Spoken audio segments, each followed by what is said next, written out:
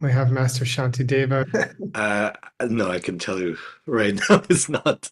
But hey, Nick, how's it going? Pretty good. Good to see you. Um, Glad to be back. Yay, same here.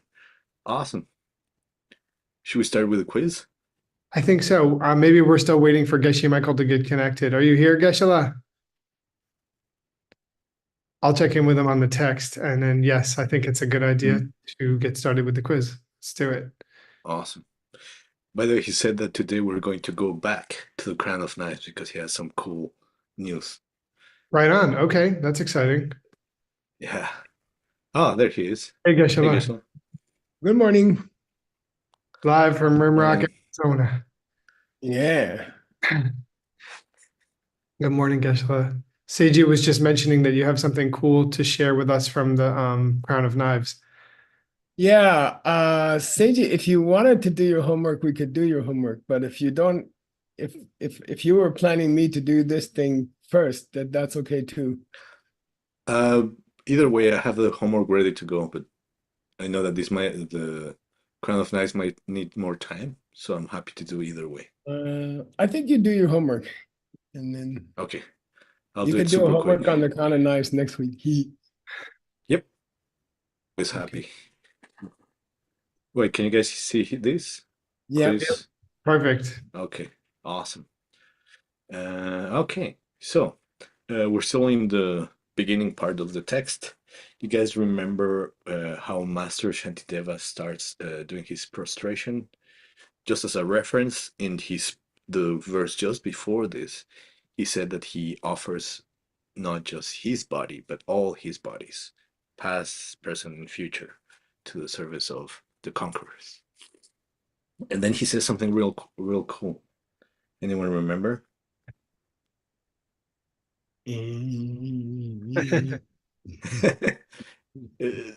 Maybe this is a question for words.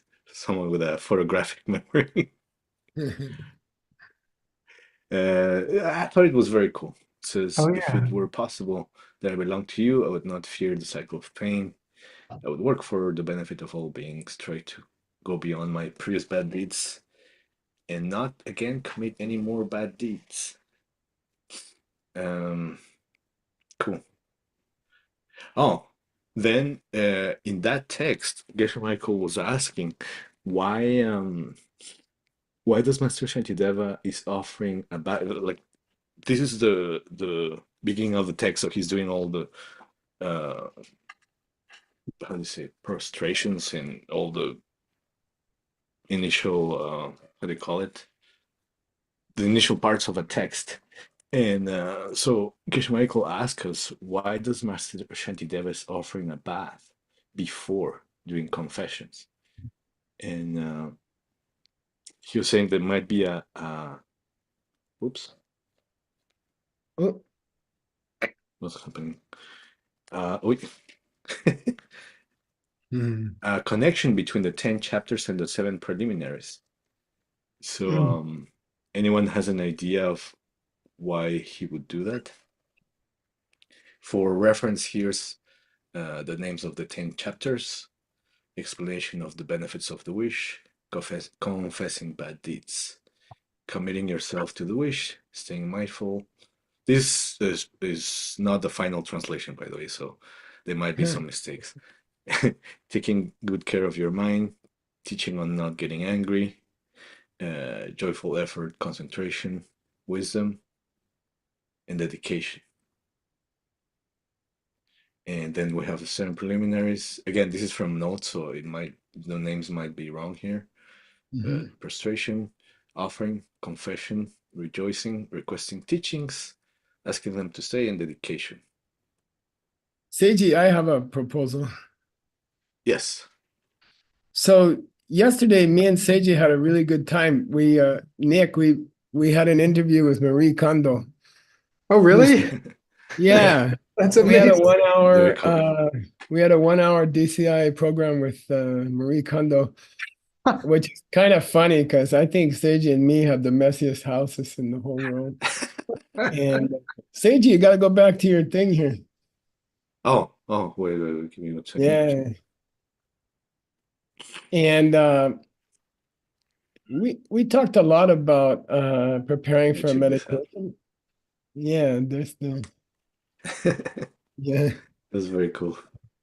We talked a lot about preparing for meditation by like cleaning up your room and all this stuff and so Seiji, I think it's some kind of thing like that maybe, right? Hmm. To offer a bathing before you actually study the text. Maybe it's like, I don't know. Somehow it's this theme of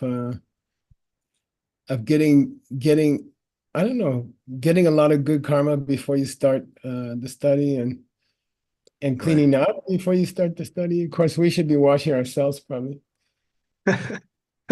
But wouldn't it be make more sense that you first clean yourself by confessing and then you clean the Buddha? It would make more sense. Maybe Oh, somebody else has idea. I thought the bathing in the Lam Rim, I think the bathing is usually part of the offering. Mm. Hmm. Yeah, that would make sense. I thought maybe he was weaving in the chapters and the 7 preliminaries. Oops. Mm. But not sure. The interweaving. Yeah. Mhm. But I don't know. And then you said, Geshe-la, also that this somehow related to the 6 perfections, which I can see. I can see here in what is Yeah, I it? think everyone has always been. He doesn't. He doesn't do the six obviously. Some of the early Hmm, ones he do so obviously, right? right. Uh, I mean, this is the first one, right? And second one maybe is all of this confessing, but it's confession. I think that should go into your introduction of the book. Hmm, cool, awesome. Where do you All see right. where do you see exactly the six perfections? If you were Uh, gonna I uh would hey, say sharing here, mhm, ethics probably here, confessing, okay, but it's yeah. committing yourself to, well, not exactly. Well, yeah. And then the other ones are easy. They're Yeah, spelled out here. okay, okay. But I don't know what do you think, Kishla? Where do you think I he think put you're good. I wonder ethics? what about the dedication? Maybe it goes back to giving. Maybe it's a circle. Oh, that would make sense. Yeah. Cool. All right. So, if you follow the previous logic, what should come next in our text?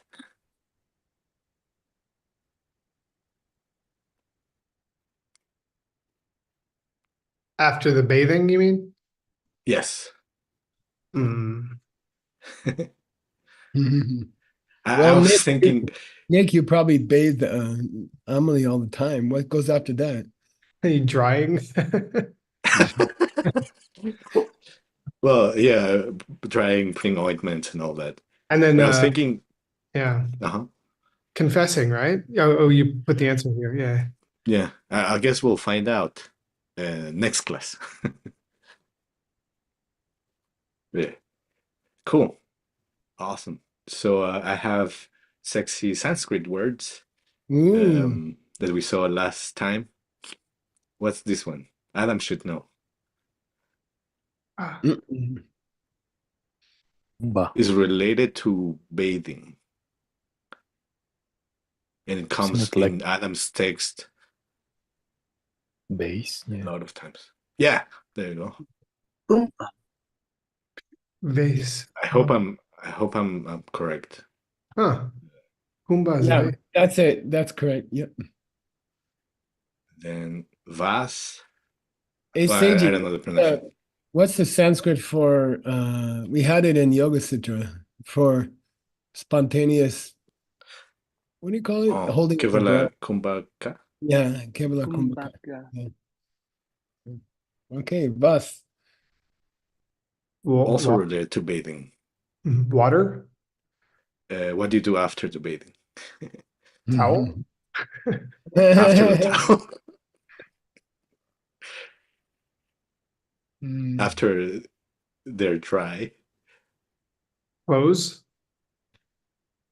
Oh yeah, clothing. Point, Yeah. perfume. dress. Yeah. Clothes. Oh, clothes. Yeah, yeah. What's the In English cognate? Vestibule. vestimenta. Yeah, vestibular. Vest. You can say Vest. vest. You can say vest, or you can say vestment. Yeah, Yeah. yeah. The Spanish was coming. Yeah, Uh, same here. Vestimenta in Spanish means clothes. oh, nice. Okay.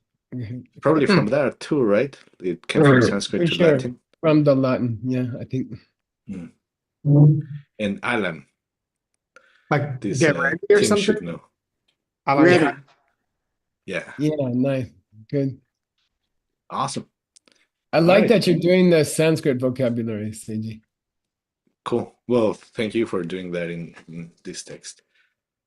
Let me just wipe you guys off. You're not so clear. Okay. All right, we're gonna have Seiji, you have no translation, right? Oh, yes, I do. Sorry. Okay. Okay. Well, Nick helped me. Thank you, Nick. Okay. This. Oh, you want me to show the Sanskrit? Oh yeah, why not? Can you read the Tibetan, Seiji, just for the first one? Tongson kundu chunge ngawai jichok namki tu wang kung ki ku serchang soma chitor chapatar ochan chag war pate dakyu parki Chukpagi, yeah, good. chupre. We apply supreme fragrances. Okay, the sense reason.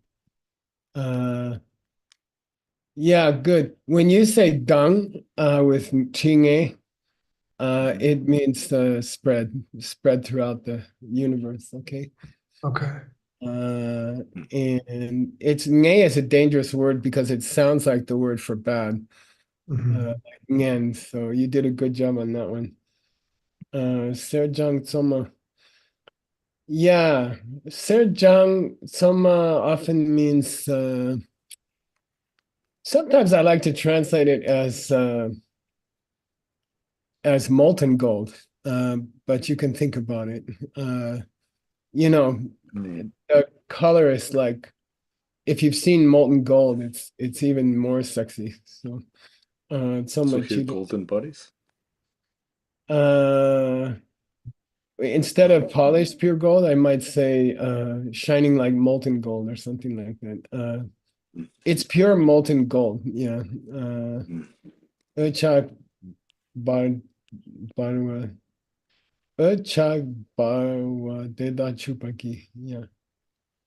Yeah, and I like that you translated the uchak as shining in light, and you didn't say what?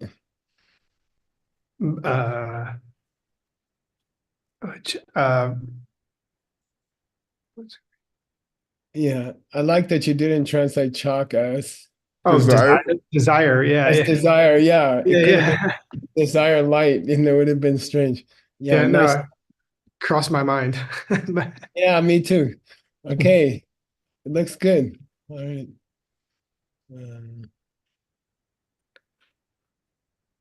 Oh, by the way, Seiji, let's go back and see if there's any useful Sanskrit there. Let's see. Oh. Yeah, just that if you're learning Tibetan or Sanskrit, you can see that the Sanskrit here is Muni, which the Tibetans translated as Tupa, which means what, Seiji? Tupa. Able. Yeah, able. And then the word Mauna comes from, but really Muni means what, Seiji? You guys it's know? not able? No, it's more Not talking. The silent one. Yeah, more means silent one.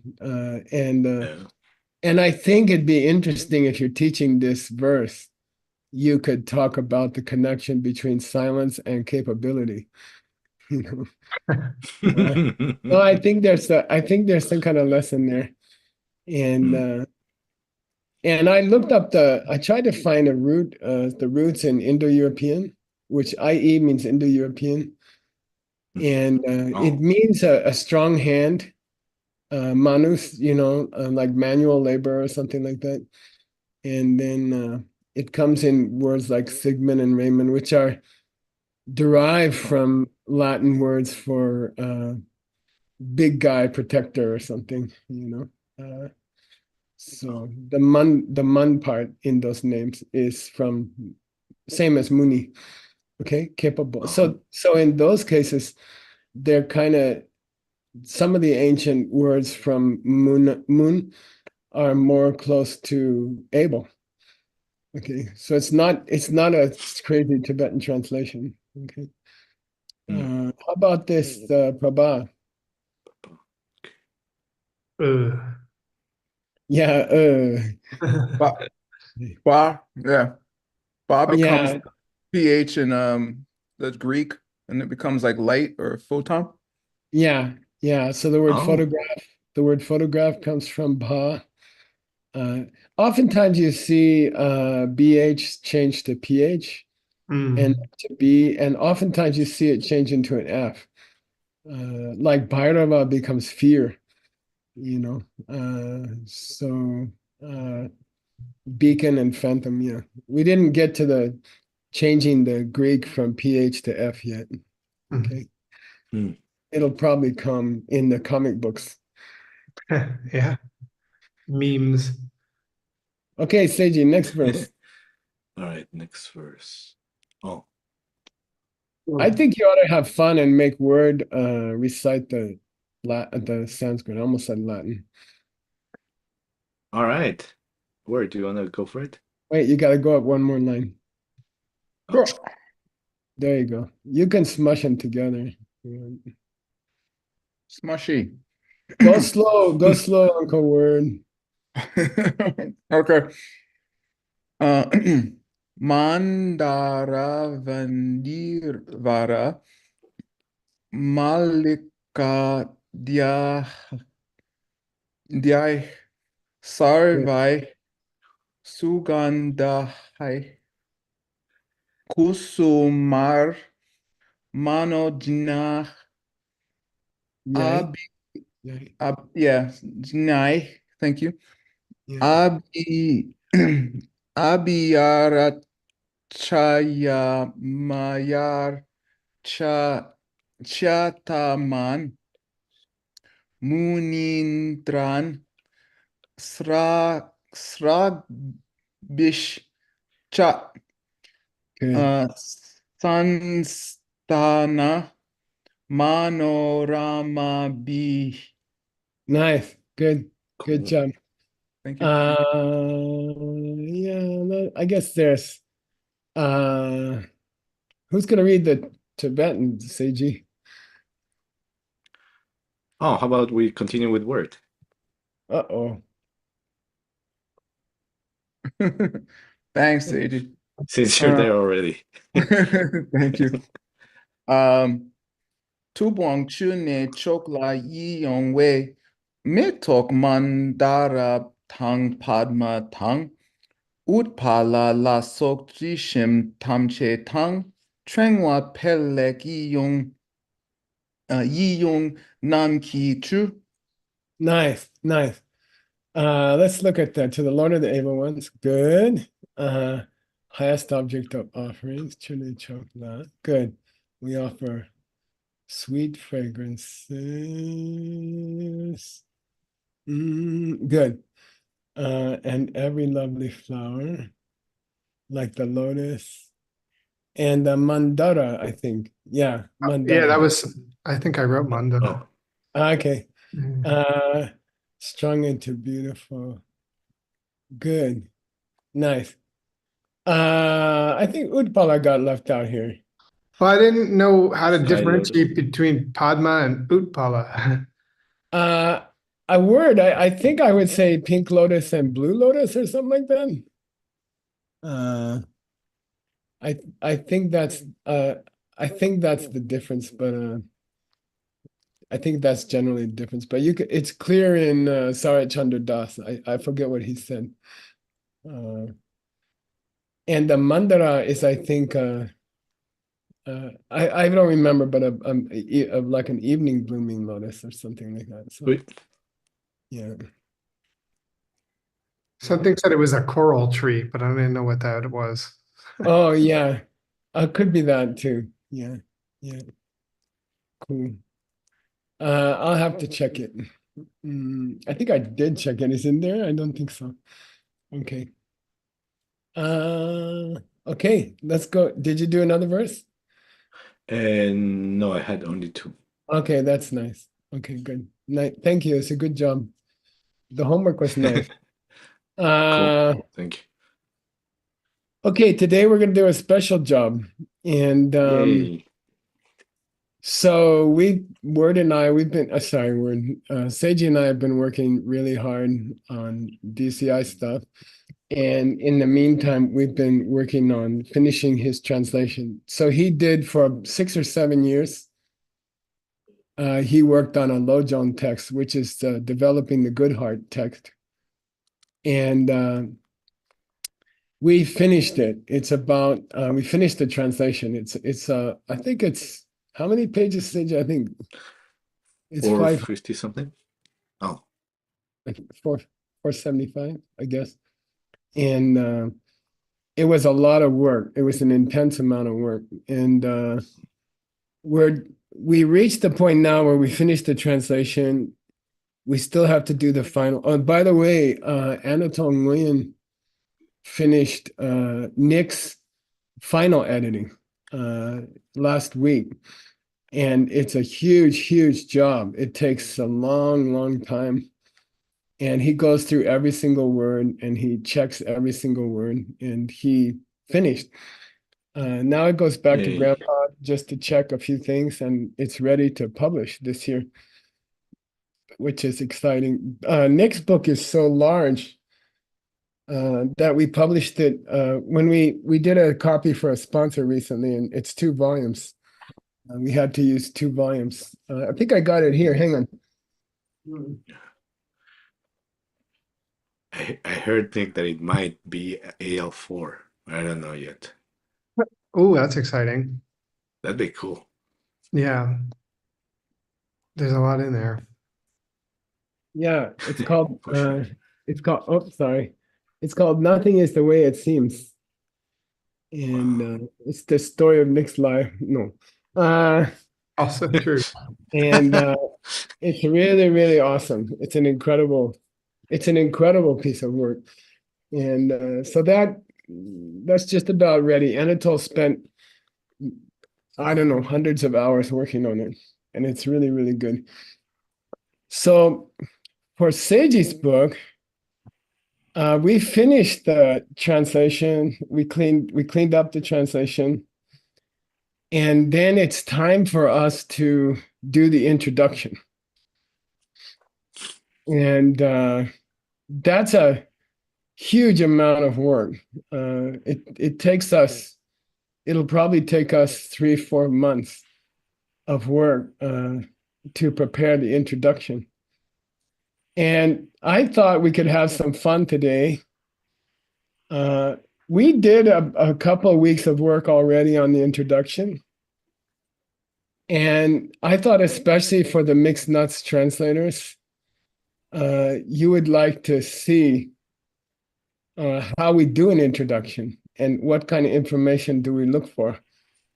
And then we do a lot of research. We go through thousands and thousands of books in John Brady's database to do an introduction. So I thought, especially mixed nuts, it might be fun for you guys to see how we're thinking when we write an introduction. What are the kinds of things? Let's say all of the people online right now, Xuanzang Tower people. Let's say that you are gonna read Seiji's book, which is an ancient, it's a 1,000-year-old Lojong book, for developing the good heart.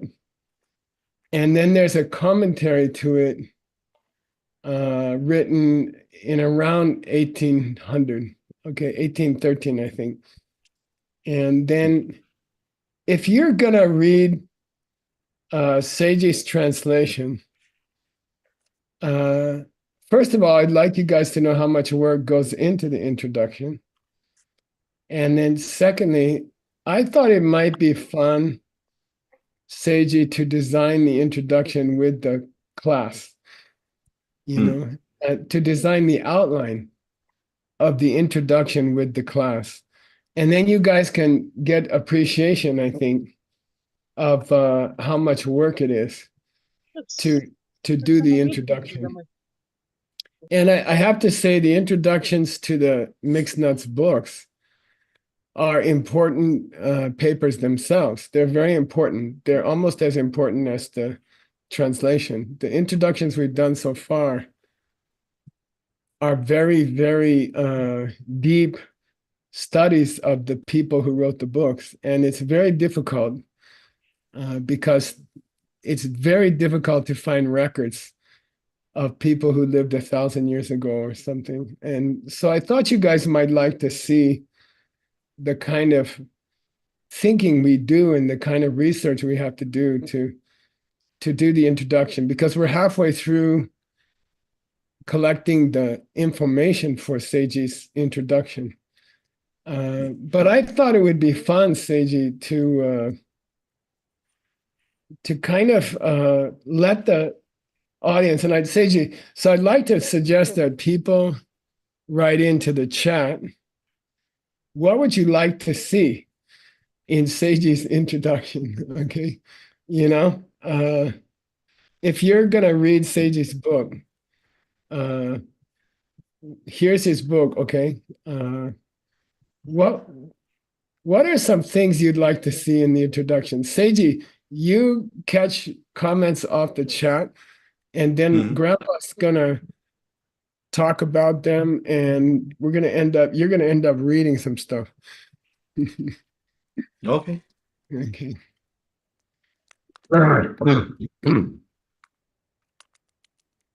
So anybody, what would you like to see in this introduction? Oh, there's some in the chat already. Give How me to one. apply what I'm about to read, what I'm going to read. Yeah. So here we go. Let's go to the introduction. Okay, it's here. And we're going to start making an outline of the introduction, Seiji, with our friends. Okay, you guys can say you helped the introduction. Some people say, how can I apply this to my daily life, right? Yep. And Seiji, yesterday I had a meeting with Stanley Chen. We were working on his new project, Innovation Retreats, which is retreats for artists, musicians, business people to be more creative. It's a collaboration with Diamond Mountain. And we were talking about your book, and we were talking about two great ideas in your book that we can apply to our daily life. And Stanley actually led a meditation at his house this morning because I was sick. And can you guess what we were talking about? It's a strange question in your text. I think it's the most important question in your text. What is it?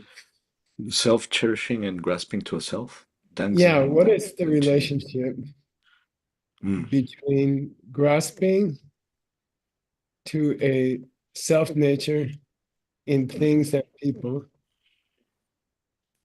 and self, how do you say, taking care of myself first, okay?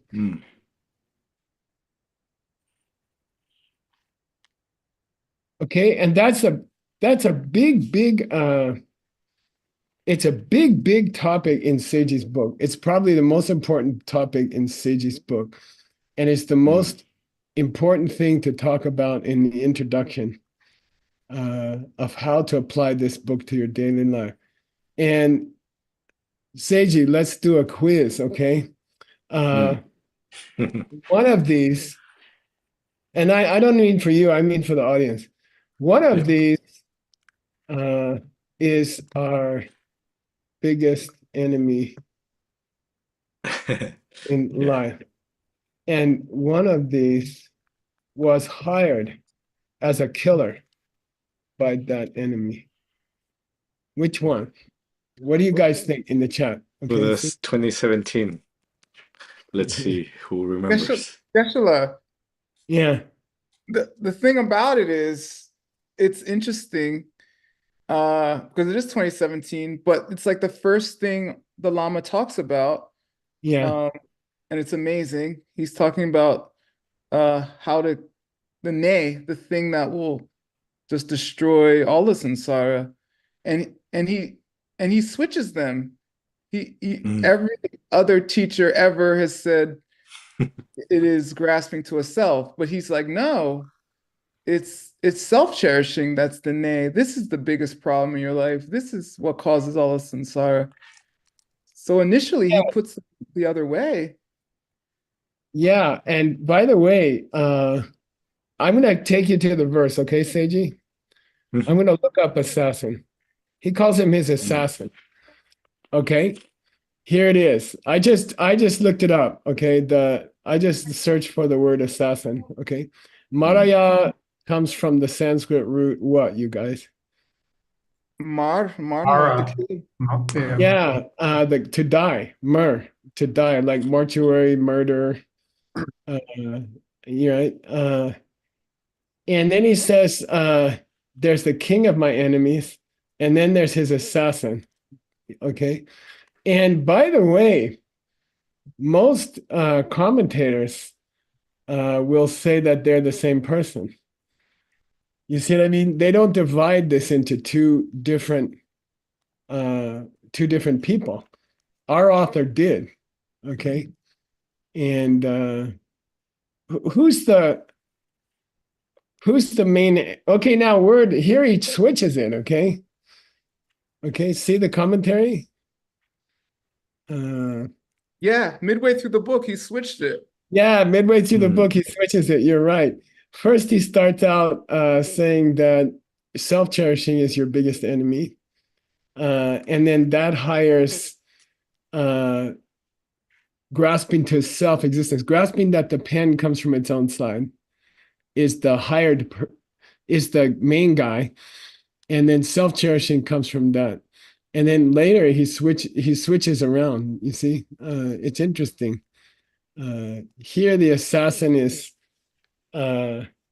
taking care of myself first. By the way, me and Seiji, we decided not to use self-cherishing all the time. Sometimes we said habit of taking care of myself first. And so I think that's a great point. And the point is, if you're going to write an introduction to this book, if you want to help people with the concepts, I think you have to discuss this question in the introduction. You have to talk about it. And you have to talk about you have to talk about in the introduction how he interestingly switched, right? Halfway through. And so I would say here, and that I would call it why and when does he switch them? Okay. At some point he says, grasping that the pen comes from its own side is the root of all your selfishness, taking care of yourself first. And then later sometimes he switches it. Okay, he goes back and forth. So I think so right there you have a big point, and I would call these all subpoints, and I would call this one of the main points. Okay, how can I apply this to my daily life?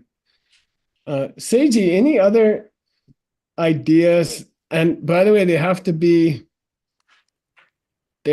ideas throughout the whole book to make it into your introduction. The introduction shouldn't be 200 pages like in Nick's book. No, it should be we should stick to the most important. Do you have any more that you would throw in there that come easily to your mind? I don't know, or anyone in the audience? Well, some people mentioned a little bit of the story of the teachers. Yeah, good. Can, Okay, can be good. cool. Now, question for you guys. If there's a story of the teachers, would you put it before how to apply it to your daily life or after how you to apply it to your daily life? After, right? What do you guys think, Nick? I would put it before. I think I'd put it before because I like to get to the meaning of everything at the end, of the introduction to wrap it up. So let's say talk about the teachers involved. And now I need some suggestions from everybody. Who are we talking about here? Well, three, right? Give me one. Dharma. Okay, Oof. wait. We got If you Master. had to choose one. No, I want to talk about all of them. Oh, Master Dharmarakshita. Who's that, Seiji? the author of the root text, the Crown of Knives. He wrote the poetry for Lord Atisha. Yeah, for Lord Atisha. So then you're gonna have to have life. Okay, Lord wait. Atisha. Yeah, life story of Dharmakshita. And then you're gonna have to have life story of Lord Atisha. And I'll tell you something that you guys may not remember, but the version that we have was written down by Atisha. It was not written down by Dharmarakshita. Apparently, he spoke it to Atisha, and then Atisha wrote it down. And then the closing pages of the book, the closing pages of the poetry, is Lord Atisha explaining how he got it from Dharmarakshita and how he used it. And I'll give $100 if anybody can remember where was Dharmarakshita specifically when he wrote this poem. Because he mentions it at the end. He says, I wrote this poem when I was $100. Who said that? Aisha. I think Anatole. Oh. Oh, Aisha got $100. Okay, you collect from either Ali or somebody like that. Okay, yeah. Dharmarakshita says I wrote this poem in a jungle. I was doing retreat. I was doing deep retreat in the middle of a jungle with lots of dangerous animals. Okay, yeah. And then our author says what? Do you guys remember about that?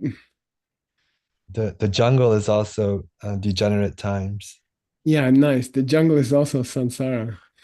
And maybe Dharmarakshita is just saying that, that he wrote this book in the jungle of samsara. Who's the wild beast? Us. Yeah, exactly.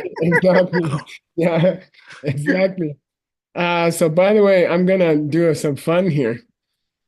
As we do this little project together today, I want to show you my progress in this.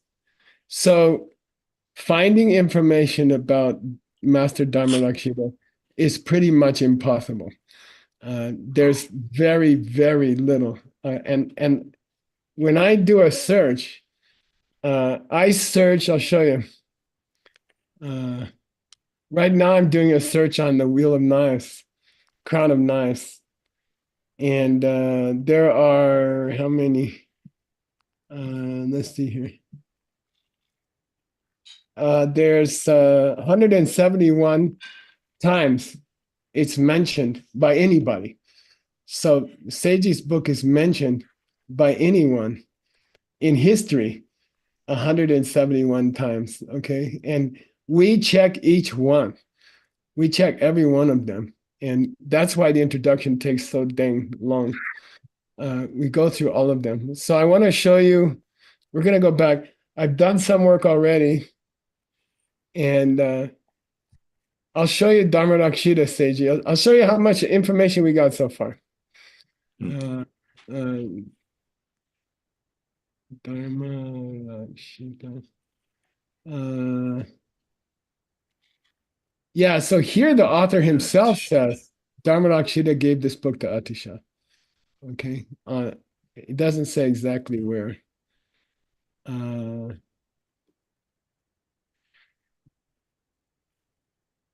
here it says that this lojong was the hard practice of Dharma-Rakshita. Okay, so he's only mentioned twice so far in his own book. Okay, here it says Dharma-Rakshita was a Diamond Way practitioner. And he was very interested in Yamantaka, basically. Okay. And that's very interesting. And you can still see in those days, so 1813, there was still a tanka at a monastery where that was built by Lord Atisha and Dromtenje, his student. Okay. It means Atisha must have brought that tanka to Tibet from India. Okay. And okay. Then they talk about Dharma-Rakshita. Now here's the interesting thing about Dharma-Rakshita. He originally belonged to the mind-only school. Okay. And that's an interesting idea, that the person who wrote this book is coming from a mind-only school background. Okay. Here's the jungle. Okay. Story of the jungle. There's a comparison of the wild beast to us, as Nick said. Here's the signature at the end of the book. This is where Dharma-Rakshita signs it. Okay. And here they explain his name, which is protector of the Dharma. Okay. And here we see our author 200 years ago. No, yeah, 200 something years ago. He says, I think his name was also Shila Rakshita, which means protector of morality. Okay. So there's a confusion about his name, even his name. Okay. And here's the story of how he gave it to Atisha. And here's the explanation. Atisha went on retreat. He went on a Diamond Way retreat. And that's how he got the karma to meet Dharma-Rakshita. And that's an interesting practice thing. You know, Seiji, is somebody always asking me, where do I find a good lama? I say, you don't have to go to India. Just do a good retreat. You see what I mean? That's how Atisha met Dharma-Rakshita. Okay.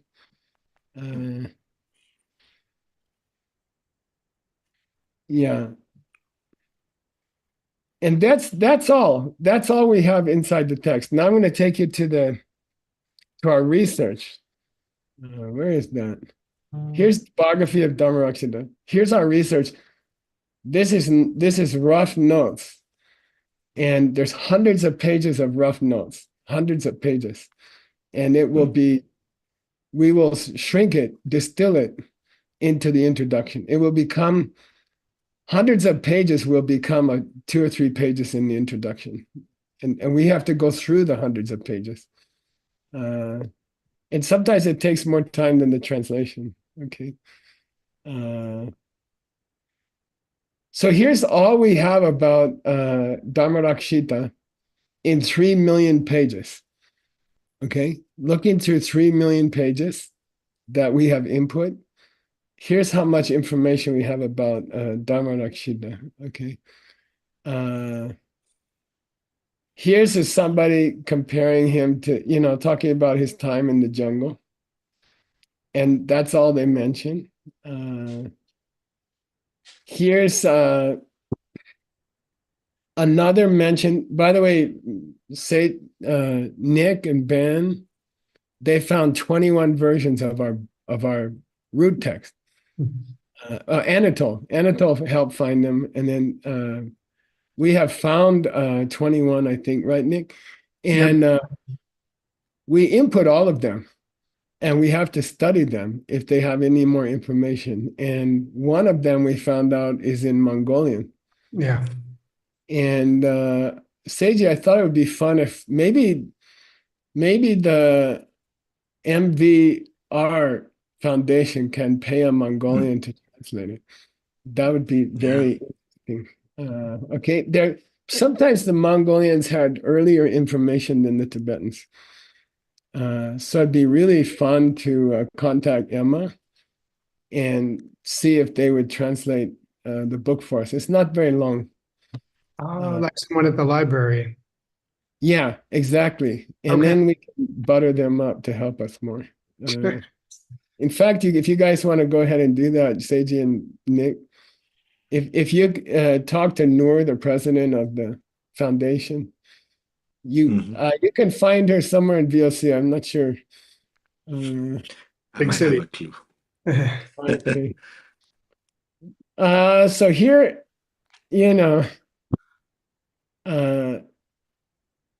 here's a quotation from Dharmarakshita. So one person, by the way, they misspell his name, which makes it interesting for us to find information about him. They misspell his name. And, I found it anyway. And they just quote him. They don't give us any information about him. And that's it, Seiji. In 3 million pages, that's it. That's all there is. Okay. There's one person who says, look, Dharmarakshita was not Srila Rakshita. Srila Rakshita was Atisha's first teacher, and Dharmarakshita came after that. And so our author said maybe they were the same guy, but they're not the same guy. And there's about 10 ways you can misspell Dharmarakshita. Nick, you could split Da and Rama. You have to visualize it in Tibetan. You might have a split between Da and Rama. And many people could misspell the Sha, the retroflex Sha. Here they've misspelled his name anyway.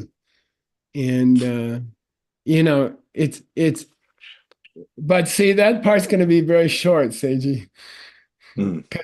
As far as I can find so far, unless Aisha can help us, I don't think there's any information about Dharmarakshita, except that he was in the jungle at some point. Okay. All right, let's go back to our, now you see what goes into making a, and by the way, today we're not going to do much. I mean, we don't have a lot of time probably. Yeah. 12 minutes. Yeah. Anybody else in this introduction that we should be talking about? Yeah, well, the teacher Trichin Temperapki. Yeah, the oral teacher. The speaker. How many days of teaching do you remember, Seiji? 11, right? Yeah, Trichin Temperapki. Temba Rabge. And for him, by the way, he gave the teaching around 1813. Okay, Lord Atisha is around 1000 AD, and Dharmarakshita is also 1000 AD. Okay, so you have 800 years later, Chichen Tembarabye. And we have a very, very beautiful biography of him. And I worked through it. It took me a couple of days. And it's amazing. It's just amazing. And he finished his highest Geshe exam when he was 20. Wow. And he studied at Sarah. And like that, he's just, there's amazing stuff about him. So we're gonna have some nice information about the author of he's the one who spoke it. Okay, then who else we got here? Lo Trinley, something like that. The Yeah, note taker. Chugya, Chugya, Los Antonio. Sorry. Geshe-la. Yeah. Is there a way we can include other works by Trishan Tempe Rabge as well? Hang on. Yeah, I exactly word. By the way, so Chugya Losan, Chenle Namgyal. No dates for him, but we figured it out. And he's probably born, he was probably around 1780. He was about 30 when he took the notes. I figured it out. He was about 30 years old. 30 years later, he wrote the greatest biography of Tsongkhapa ever written. And it's called The Great Biography. And it's huge. And we get a lot about his life story in there. And he was incredible. And he wrote an incredible commentary to the Abhidharma. And I tried to read it with my teacher, and he wrote it all in debate. And he only covered the difficult points of the Abhidharma. So it's extremely valuable book that he wrote. And he's just amazing. He's super amazing. And he seems to be a reincarnation of an early Sikkim Lama from Sikkim, who's very much connected with Vajrayogini. So this Lama was very, very connected to Vajrayogini practice, and he wrote a lot of commentaries on it. And it's very, very cool. Okay. Okay, Word asked me about Trichen. Okay, let me see here. Here's the biography, Word. Okay. It would be about 600 pages in English. Oof. Okay. So it's not, but I went through and I did a rough translation for you, Seiji. Oh, Okay. wow, I did a cool. quick translation. And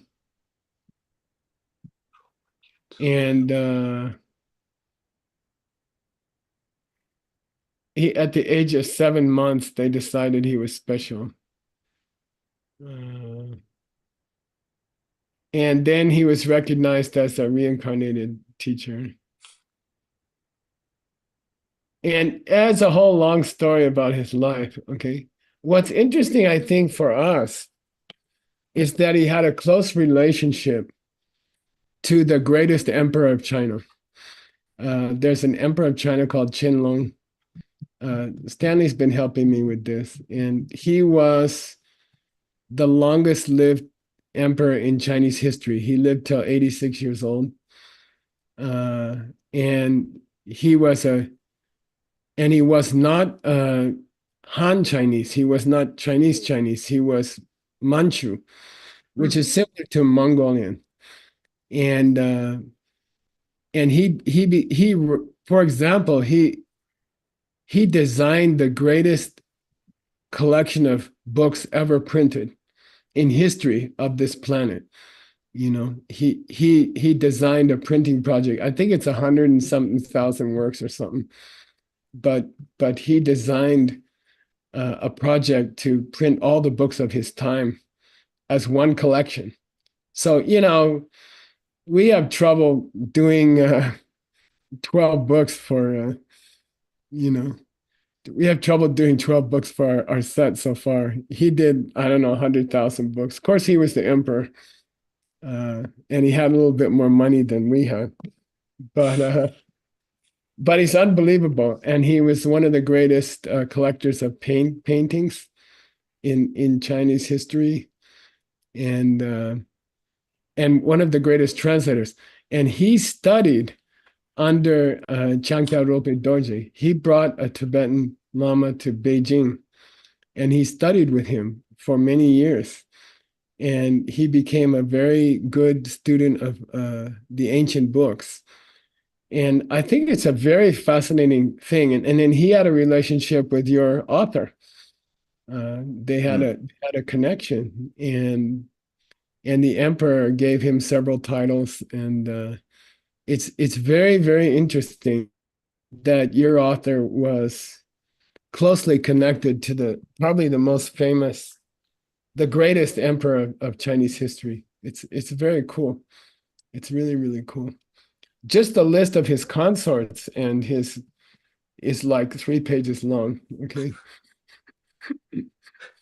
And he's amazing. He's just an amazing emperor, and very, very, a very great emperor, and one of the greatest dynasties of China. Okay, we're not going to go anywhere today. We're not going to finish much, but let's go back to this one. There's another Lama here, which is there's the life story of who's here. Oh, Trump? Mhm. It is Trump. Okay. Yeah, Galway Jungne. Okay. And he's the heart disciple of who? Lord Atisha.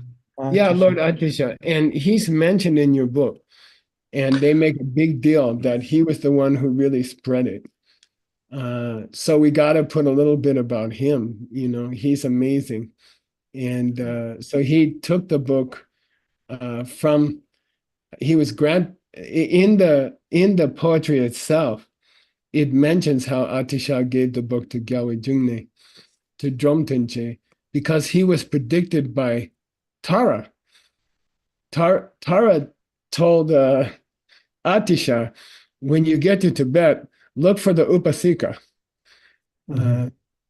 which means, actually it means a person with 1-day vows, I think, Nyerne. And but people in Tibet always thought it meant the lay person who had lifetime vows. So Tara told Atisha, don't stress when you get to Tibet. There'll be a businessman who's going to help you, and he'll help you build a Rodring monastery. You know, so it's amazing. Okay, it's just. So that's got to be part of the story. So that's the teachers involved. Okay, those are all the teachers involved. Geshe-la, Yeah, aren't we skipping a teacher? ask me. Lord Buddha? Oh yeah, we can do that. yeah, that makes sense. Shouldn't we talk about the genre itself and how he started it and Yeah, we can talk about the Karma Vibhanga. The origins of Lojong. yeah. talk about the Lojong tradition itself, right? Yeah. By the way, there's somebody down here. And that's Chijang Rinpoche, which is my teacher's teacher. And he saved this book. He saved this book. The version we're using was saved by him. Oh, cool. And he saved the 100 Lojongs. He designed a book called The 100 Lojongs. And he found 100 of the greatest Lojongs, and he saved them. And that's why we have them. And Seiji, he gave a teaching to, he gave a teaching on it later in his life. He taught the Lojong Sunje Korlom. He taught this text in a public teaching. And, or I don't know how public it was, but there was somebody there named Zeme Rinpoche. And he's a reincarnation of Chigya, okay? And Oh, he He took was, notes. yeah, he was a reincarnation. Yeah, he took notes for Chijang Rinpoche. Hmm. Oh, that's awesome. Yeah, it's awesome. Wow. And I'll close. I know we're running out of time, and if you want, we could continue this. But this is actually exactly how we write the introduction, and we're not done. And I think it might be fun for you mixed nuts to see how much goes into this, you know. But Zeme Rinpoche was still alive when I debated at Ganden Monastery in the winter debates, and he was still alive. And I went to see him, and he had suffered a stroke, and he was a famous poet. And by the way, he's the teacher of the person who translates for the Big Lama nowadays. Hmm. So, and you know, he that was his main teacher, and so I bought a laptop that I had no money to buy, and I took the whole database with me, and I took a program for typing Tibetan, and I went to his quarters, and I had a long talk with him, and he couldn't walk very well, and he was kind of halfway laying down on the bed, and I said, look, you can use this to talk to people, because he couldn't speak, but he could type. Uh, he could use a computer. And I said, look, you know, I showed him how to use it. I took his hands, we typed some things together, and and he looked up at me, and he goes like this, and he goes, he was like,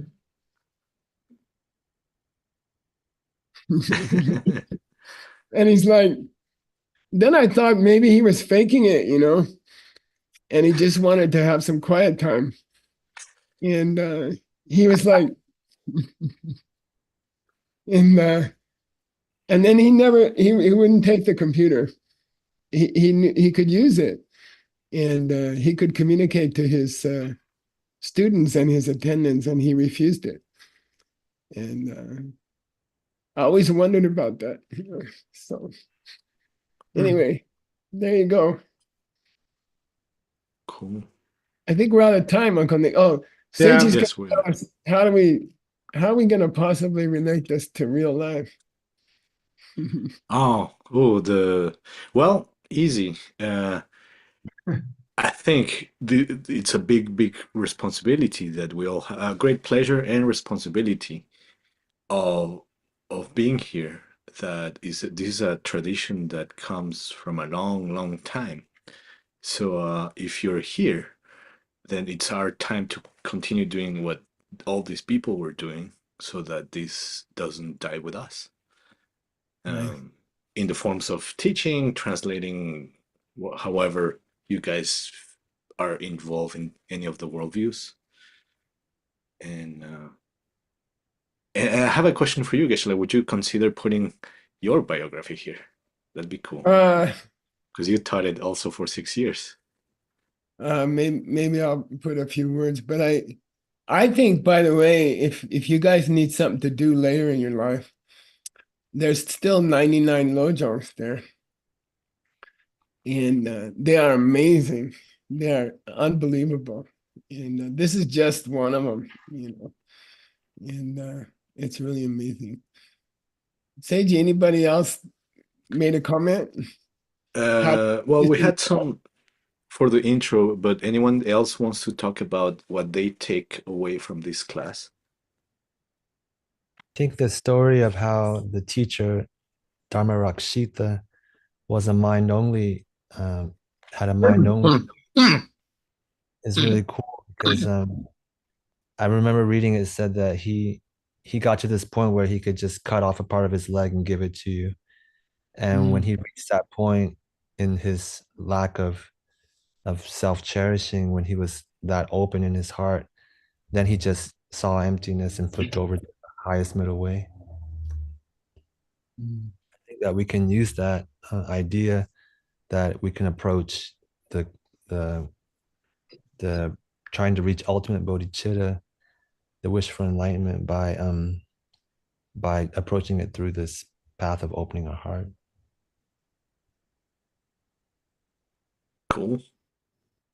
How do you think he would have? Do you guys get a feeling for any mind-only influence in the whole text? I don't know. What do you guys think? Because somebody's going to ask you this question later in your life, Seiji. You know.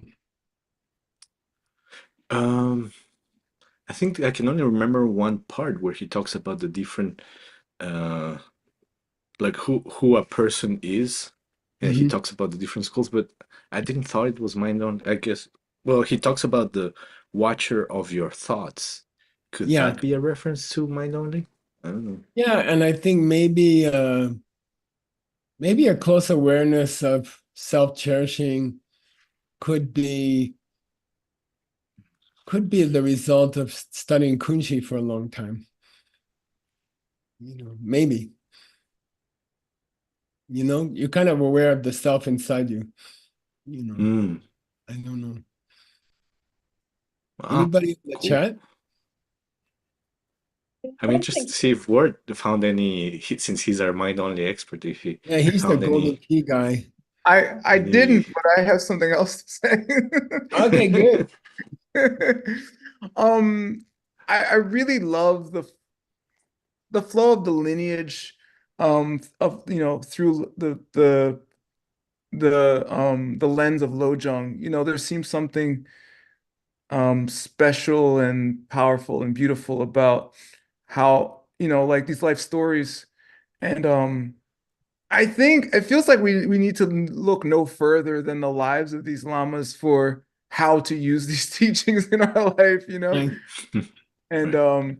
yeah, how, I think it will come through in the introduction. Like, this is how you use the teachings. So I don't know, there's just something coming dawning on me about how beautiful this lineage is, and how, and how this Lojong was taught more like a Lam Rim, Mm. which to me made it so much more powerful, and how you could tell he's talking to the audience in very specific ways at times. And there's nothing that, there's nothing you can trade in that your Lama's personal advices. There's nothing, more powerful than that. So yeah, things like that. Thank you. Yeah, Yeah, yeah, so it's true. really I think beautiful. I was thinking how beautiful the struggle is that we're doing right now to consider each and every person's contribution to the book itself, and how valuable and powerful it would be to do that in daily life, thinking, oh, I'm the one who did this project. Well, no, let's honor and recognize and support all the people who helped me, all the people who, supported me in this way or that way. It's beautiful to share the success and to share the accomplishments of many people. Also, Kat, it might be interesting for you, and I find it very interesting because you don't get personal information about these teachers normally. They don't. Nobody says he went into depression on this date, or you know. But in the case of Chichen Tembarabge, who gave the teaching, we do have a record of the year and his reaction to the passing away of his mother, and it's very beautiful. And I think it deeply affected him. And you can tie it to his biography. You can know the date. We know the date that she passed away, and we know his reaction. And I think those are beautiful things to talk about in the introduction. That these people, they also had tragedies. They lived in hard times. There was a lot of war going on in their country, and how they reacted to it, in things like that. How they reacted to his brother's death. There's also a description of that, and I think it's very beautiful. Yeah. Mm.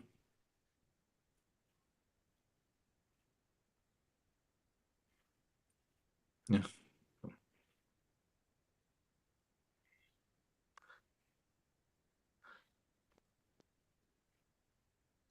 some other people in the chat, Geshe-la, were saying that they would like to know why, you know, how Lojong used to be a secret thing, and then it opened up, and who was it that opened that up? And I think that'd be cool to talk a little bit I'm about gonna add Lojong that because itself. I didn't think about it yet. Why was it secret? I think Vener Woodpala mentioned that. Why open? Yeah, that'd be it. Seiji, you got to think about that a little bit. Maybe we can write that part together or something. I don't know. I think there's a place when you've worked on a text for 7 or 8 years. I think there's a place for saying, this is my feeling. You know, I've been living with this book for 7 years or 8 years, and here's why I think maybe they kept it secret, and here's why I think they opened it up or something like that. I think that's valuable to hear from you, you know. So yeah, I think so. Awesome. Yeah. Would you also want to talk a little bit about the Karma Vibhanga here? Like the collection? I mean, I know it's in the appendixes, but By the way, do you want to continue this a little bit on your next class? I don't know, or is it too yeah, much? I think no. Well, I'm having fun with it, but I love this book. I mean, of course, I love Guide to the Bodhisattva's Way of Life, but this book is also pretty cool. talk about appendices. Why did we add story of Maitri? Oh, yes. Yeah, and we put it in the appendix. We put the whole story of Maitri because it's mentioned in the book. Yeah, and it's the root of the. By the way, Seiji, I'm going through the. As I mentioned, I'm searching the whole wheel of who mentions the crown of sharp knives, and there are many descriptions of it in painting texts. And I thought that might be interesting to talk about a little bit, you know. How many wheels, how many spokes does it have? What color is it? What is exactly what does it do to your ligaments and stuff like that? All right. Cool. Anybody else? I'm very attracted to this contemplation about who's the boss and who's the servant between self-cherishing and self-grasping. And I think there's a lot, I have some initial feelings about it, but I think there's a lot more depth. I think a lifetime of depth available on this meditation. But I was sort of thinking, if you want to know who's the boss, then if you take one away, who has to disappear? And my initial feeling is that there are people who have don't necessarily almost have an opposite to self-grasping that is maybe just as harmful. Like people have some very wrong, very negative ideas of themselves that can also be very harmful, that they don't understand their value, how valuable they can be to people, or they are to other people in their lives. They get this sort of misunderstanding that can almost be the opposite of self-cherishing, that I think is still based on not understanding who you are, or who you really are. And on the other hand, if we talk about taking away a misunderstanding of who we are, if you understand that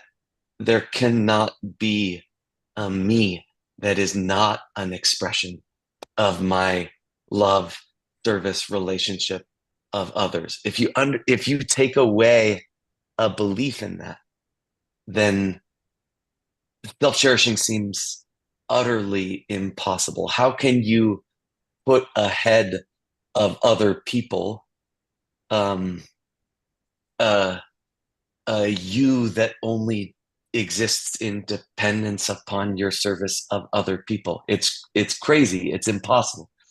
If you stop believing in a you that exists without your relationship in love and service to one another, then self-cherishing, I think, is utterly impossible. No, yeah. Mm. He also, I mean, there's a lot more to talk about. He's talks about, by the way, Seiji, sometimes he says, he repeats over and over again. He says, okay, main problem, assistant problem, and let's do Tonglen to fix it. And that's his frequent advice. So I think the low self-esteem thing is really a good idea. And I think I'd like to also research the ebb and flow of the text. You know, sometimes he goes into this really passionate thing where he starts going crazy about dancing on the head of self-cherishing, chem si chem, you know, chem si chem, and then he goes into those verses. He repeats it for quite a while, and it feels like he's getting really emotional. And then he breaks out of it again. And how he gets in there and how he breaks out, I think that would be interesting to study. Yeah. I think Wow, you that'd be gotta awesome. study this text for the rest of your life, actually, and Yeah. figure it out. There's a lot to figure out here. Yeah, somebody's trying to get my screen. I guess I should give it up. Well, it's time for the Yeah, sorry. no, this was amazing. Thank you for sharing the process with us, Geshe Michael. Yeah. And it's great. And I look forward to learning more about this. And it's such a beautiful and inspiring lineage. It's just amazing for me personally to go there and think about these teachers and these particular teachings. And for me, these were the first things that attracted me to this lineage. So I'm always have a special place in my heart for it. Now I think we've got Yeah, the thank you so much, Geshe. Thank you. Seiji, is that enough, right? We'll do the rest ourselves and give them the book, right? Up to you, honestly. Whatever you think might be more Let me cook it. helpful. Let me cook it. Yeah. All right. Let's Awesome. share it with us. Epic. Do we have a Juan Hasso standing by? Yeah, where's this guy? Hello, can you hear me? Loud. Oh yeah, there's an echo though, Juan. Louder than clear. Yes. Yeah, there's an echo. Yeah, we have some feedback, Somebody in the room with you but it's might about also to be have their fixed. Okay. Okay. Yes. Thank you very much, Stanley, and everybody helping in the living room. We are here at Stanley's and Xiaoping's house in the powerful nation of Rimrock, Arizona. Yay. So yeah, today we want to just inform you a little bit of what's happening in the next few weeks and months in some of the Worldview Network organizations. And then we're gonna have a very special, interesting interview with some special guests that you're gonna get to know and meet in a little bit more.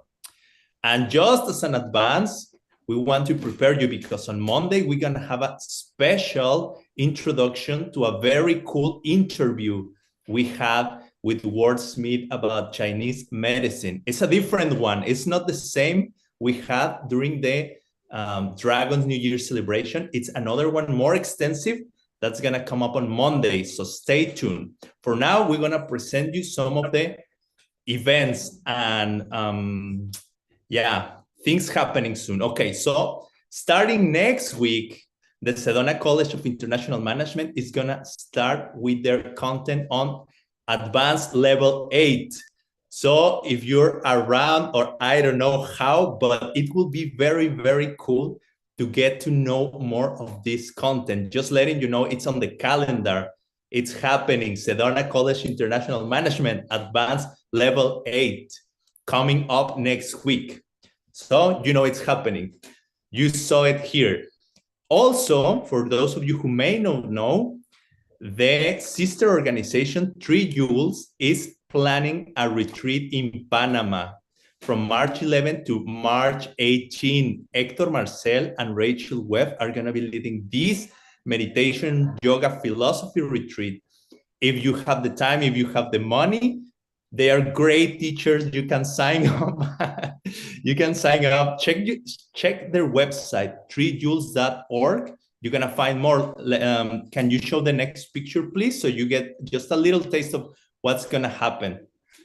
They're going to be talking about the meditation for happiness, appreciate good things in your life, creating positivity around your life, how to maintain joy in difficult situations. So if you want to spend good times in the beautiful beaches in Panama, that's a great option. But also, if you instead want to go to, next picture, please, Kyoto.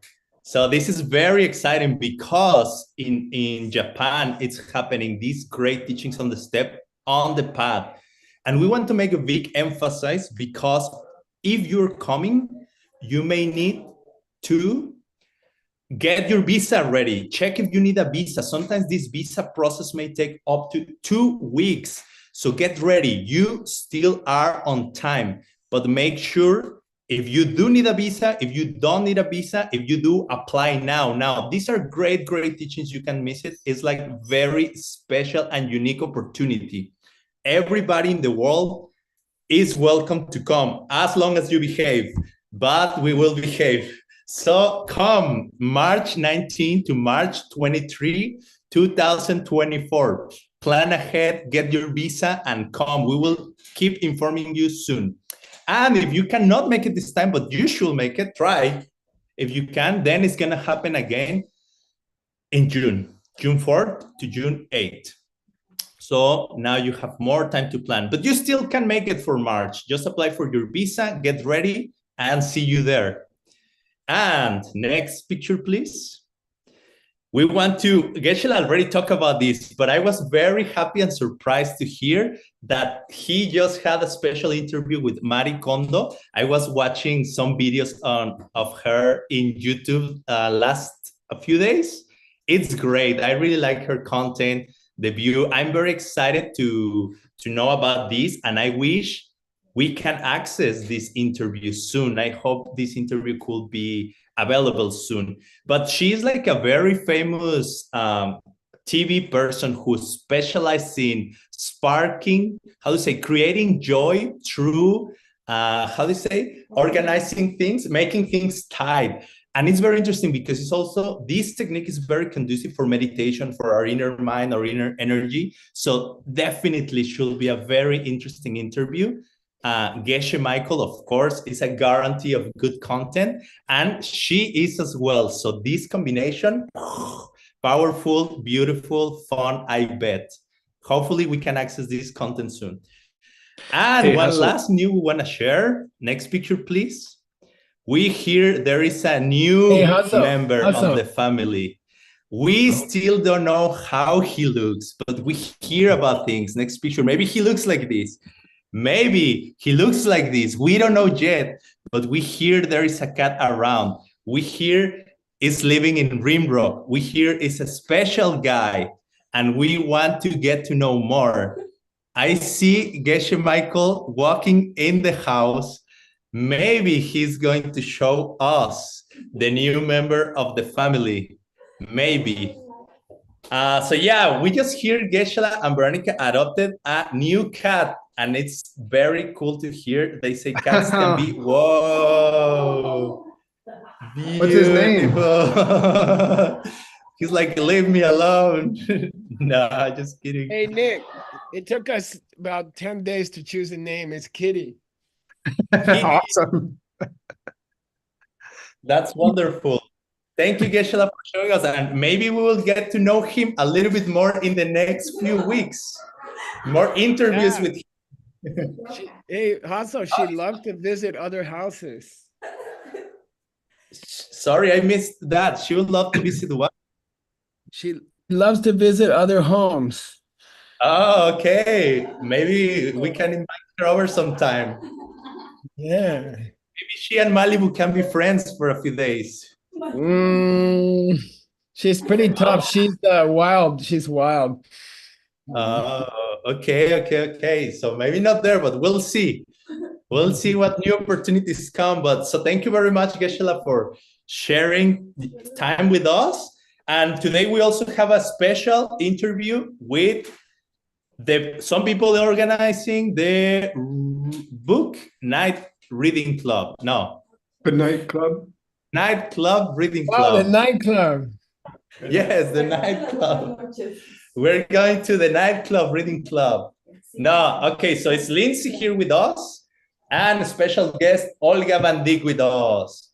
Woo. So they are both working in spreading the wisdom before bedtime.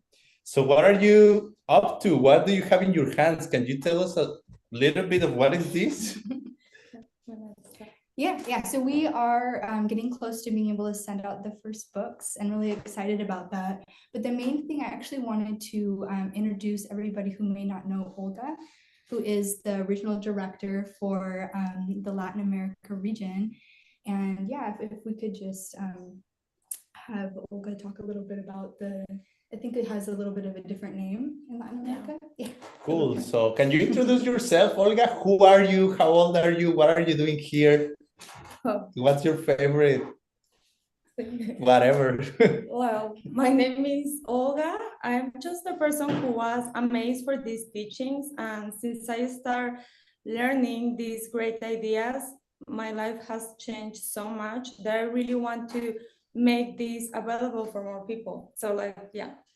So your passion is to share this beautiful knowledge that has helped you already. And you want other people to get these benefits that you have found in them. That's why you are motivated to share with them these books. Definitely. I think I was a little bit hopeless before finding these teachings. And then, I don't know, we can be doing so many things. It's Saturday morning and we can be just scratching our tummies, getting a big breakfast, but we're here because this is meaningful for us. And if we help to preserve, if we work together to preserve these teachings and to support these nerd mix nuts who are working so hard in translating this, maybe tomorrow one girl or one boy that are also hopeless can find joy and discover how much they can do if they follow this. Yeah.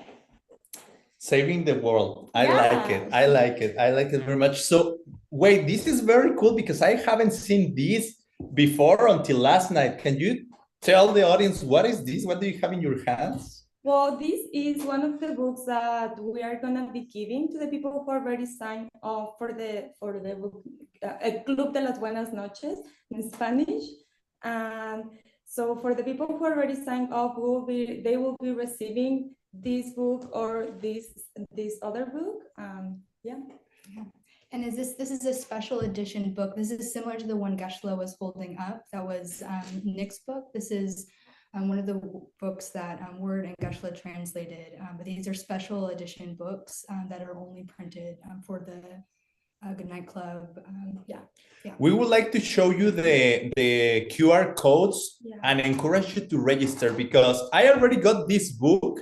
These guys forced me to register. I didn't want it to, but I did it. And then I'm super happy that I did it.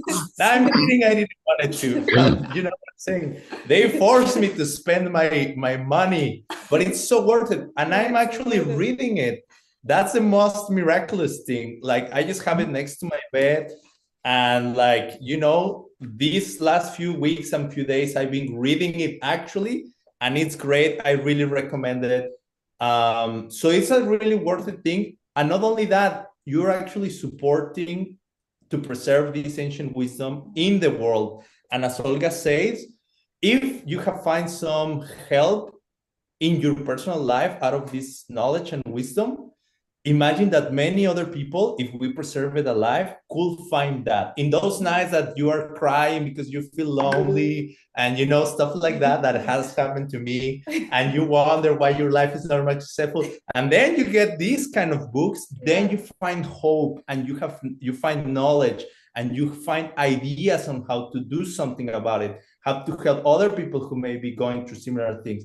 So it's so worth it to keep it in the world. So number one, you're gonna be helping that purpose, and number two, you're gonna be improving your own life at the same time. And this, I'm so excited as well, because look at this.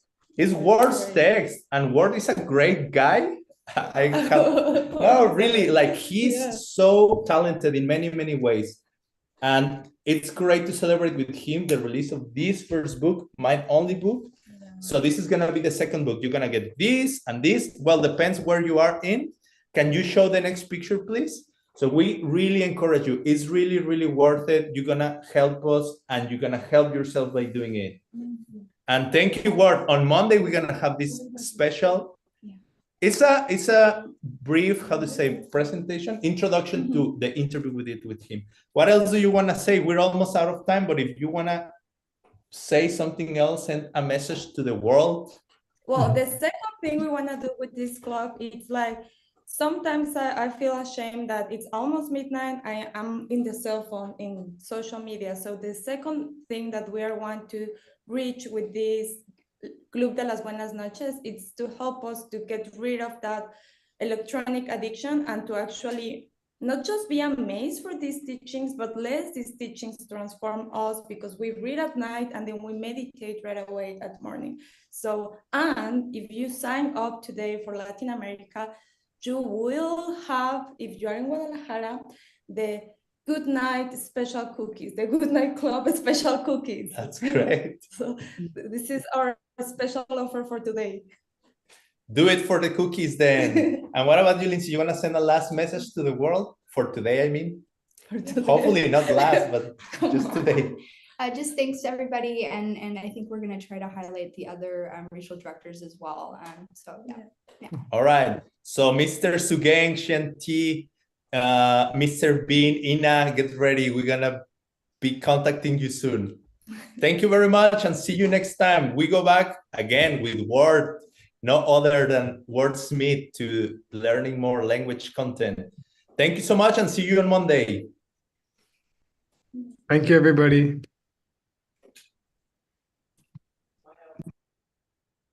Thanks, Hasso. I'm not as great as Hasso thinks.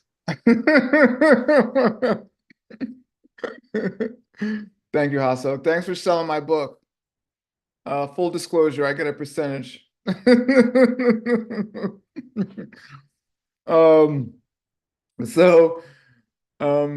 are, and yeah, Monday, apparently, me and Hasso did a little interview on Chinese medicine, and apparently it's being shown on Monday, which is great. I didn't know till now. Thanks, Hasito. All right, so here we are.